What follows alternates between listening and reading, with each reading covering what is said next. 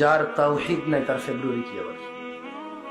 যার ভিতরে ঈমান নেই তার কিসের বেনামাজ?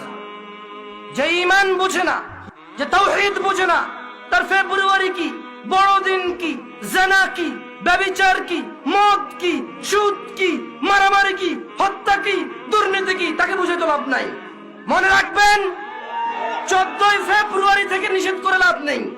কারণ 14ই ফেব্রুয়ারি ওই সকল মানুষ যায় যারা তাদের রবকে বোঝেনি।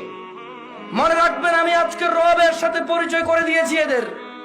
এরা যদি মনে করে 14ই ফেব্রুয়ারি যাবে আর ওদের মৃত্যু হবে ওই অবস্থায়, আর তাদের কোন ওলি মুর্শিদ আছে যে তাদের কবরে যাবে 14ই ফেব্রুয়ারির ওই ও নষ্টপনা, নোংরা ও অশ্লীলতার ওখানে গিয়ে তাদের কবরে গিয়ে কেউ তাদের রক্ষা করবে, ওলি আর মুর্শিদা আছে, আমি আর আপনি কি করতে পারি? এখানে দেখা যাবে সেদিন, যেদিন বিচার হবে, মানুষ আল্লাহর সামনে আসবে এককভাবে, একা একা।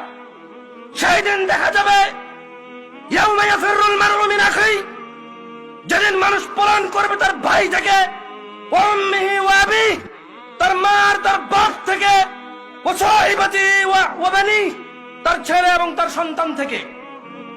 সেই দিন দেখা যাবে যে তার 14ই ফেব্রুয়ারি তার আইডলরা, তার সিনেমার নায়করা, তার রাতের আনন্দের গায়করা, তার চোখের সন্তুষ্টির গায়িকারা, নায়িকারা তাকে কতটুকু উপকার করে। ওকে আমি 14ই ফেব্রুয়ারি থেকে নিষেধ করব না। আরে ওর ঈমানই নেই, ও মুশরিক, ও আল্লাহর সাথে শিরক করে। 14 ফেব্রুয়ারি কি আবার এখানে?